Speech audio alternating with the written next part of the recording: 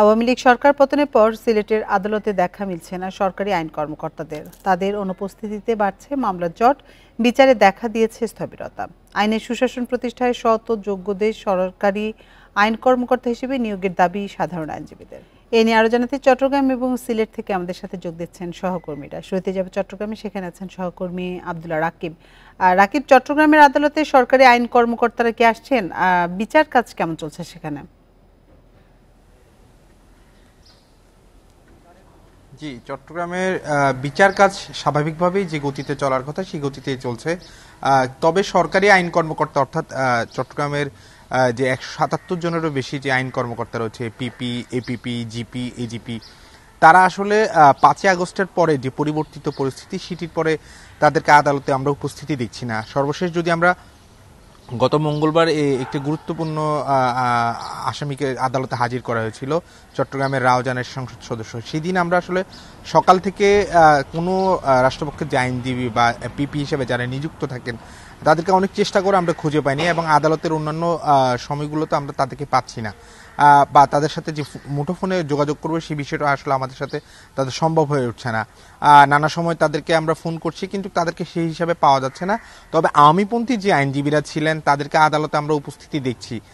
তবে যদিও তারা রাষ্ট্রীয় দায়িত্বে কোনো নেই, তবে যারা দায়িত্বে ছিলেন তাদেরকে আমরা আগে 5 তারিখের আগে যে পরিমাণ আমরা আদালতে সরব দেখেছি অন্যান্য গুরুত্বপূর্ণ মামলাগুলোতে বা বিচার প্রার্থীদের যে বিচার কার্যক্রম পরিচালনায়, সেই কার্যক্রম পরিচালনায় আমরা 5 তারিখের পর থেকে তাদেরকে আসলে আদালতগুলোতে দেখছি না। চট্টগ্রামে প্রায় 2টি আদালতে, দুটি প্রধানত অর্থাৎ চিফ জুডিশিয়াল ম্যাজিস্ট্রেট এবং চিফ মেট্রোপলিটন ম্যাজিস্ট্রেট, এছাড়া বিশেষ ট্রাইব্যুনালও রয়েছে, এবং অর্থঋণ আদালত সহ আরও কিছু গুরুত্বপূর্ণ কিছু আদালত রয়েছে, বিশেষ আদালতগুলো।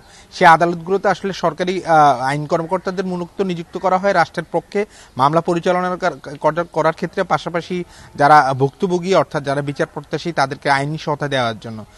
কিন্তু আমরা এই কাজগুলোতে তাদের যে ধরনের সম্পৃক্ততা সেটি আসলে এখন পর্যন্ত চোখে পড়ছে না, এবং আদালতে বলা চলে তাদের এক ধরনের অনুপস্থিতি রয়েছে। সর্বশেষ 2022 সালে এই আইন কর্মকর্তাদেরকে নিয়োগ দেয় যারা একেবারেই সরকারপন্থী অর্থাৎ আওয়ামীপন্থী ছিলেন। ফলে তাদের যে কার্যক্রম সে সময় ছিল, এখন সেটি না থাকার ফলে এক ধরনের শূন্যতা তৈরি হয়েছে, বিচার প্রত্যাশীদের এক ধরনের বলা যায় একটা প্রতিবন্ধকতার মুখে পড়তে হচ্ছে।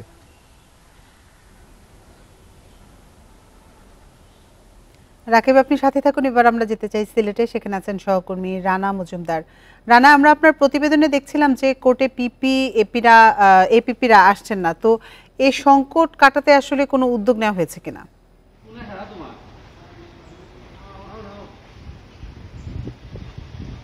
দেখুন, আসলে রাষ্ট্রপক্ষের যে মামলা পরিচালিত হয় সেক্ষেত্রে কিন্তু পিপি, এপিপি কিংবা জিপি, গভর্নমেন্ট লিডার সহ এজিপি যারা রয়েছেন তারা অনেক গুরুত্বপূর্ণ একটি ভূমিকা পালন করে।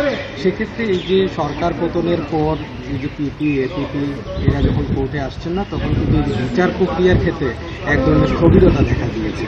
বিশেষ করে যারা আইনজীবীরা রয়েছেন কিংবা বিচার প্রার্থী যারা রয়েছে তাদের সঙ্গে আমরা কথা বলার চেষ্টা করেছিলাম। তারা যে বিষয়টি বলছেন, এই যে ট্রায়াল মামলাগুলোর যে বিচার রয়েছে কিংবা যে সাক্ষ্য গ্রহণ রয়েছে এগুলোতে কিন্তু ব্যাঘাত ঘটছে। পাশাপাশি তারা আরেকটি বিষয় বলছেন যে এমনিতেই কিন্তু সিলেট কোর্টে মামলার অসংখ্য জট রয়েছে। সেই মামলার জটের পরে এখন যখন আবার এই যে পিপি, এপিপিরা যখন কোর্টে আসছেন না, সেক্ষেত্রে কিন্তু মামলার যে দীর্ঘসূত্রিতা সেটি কিন্তু আরও বাড়ছে। পাশাপাশি মামলার জট সেটিও কিন্তু আরও দীর্ঘায়িত হচ্ছে বলে তারা দাবি করেছেন। এবং তারা বলছেন যে এমনটি হওয়ার পেছনে একটি কারণ, সেটি হচ্ছে বিগত সরকারের আমলে যাদেরকে নিয়োগ দেওয়া হয়েছিল তাদের বেশিরভাগই ছিলেন সরকারপন্থী। আওয়ামী লীগের পারপাস যারা সার্ভ করতে পারবেন তাদেরকেই মূলত এই ধরনের গুরুত্বপূর্ণ রাষ্ট্রীয় দায়িত্বে তাদেরকে নিয়োগ দেওয়া হয়েছিল। এই কারণে সরকার পতনের পর তারা কিন্তু আবার আত্মগোপনে চলে গেছে। পাশাপাশি আমরা এখানকার যারা আইনজীবী রয়েছেন তাদের সঙ্গে কথা বলে জানতে পেরেছি যে বেশ কয়েকজন পিপি, এপিপি তাদের নামে কিন্তু কোর্টে মামলাও হয়েছে, রাজনৈতিক যে মামলাগুলো সেটি। পাশাপাশি তারা বলছেন যে এই যে গত সরকারের আমলে যে নিয়োগগুলো দেওয়া হয়েছিল সেক্ষেত্রে সততা, মেধা কিংবা যাদের যে প্র্যাকটিস অফ ল্যান্ড এগুলো কিন্তু আসলে মোটেও বিবেচনায় নেওয়া হয়নি। মূলত তদবির কিংবা আওয়ামী লীগের প্রতি যারা আইনজীবী আইনজীবী ছিলেন তাদেরকেই এই সকল পদে তাদেরকে নিয়োগ দেওয়া হয়েছে। তো সেক্ষেত্রে এই যে এমন একটি পরিস্থিতি তৈরি হলো, এই পরিস্থিতির কারণে বিচার প্রার্থী সহ কোর্টের যে কার্যক্রম সেখানে কিন্তু এক ধরনের স্থবিরতা বিরাজ করছে।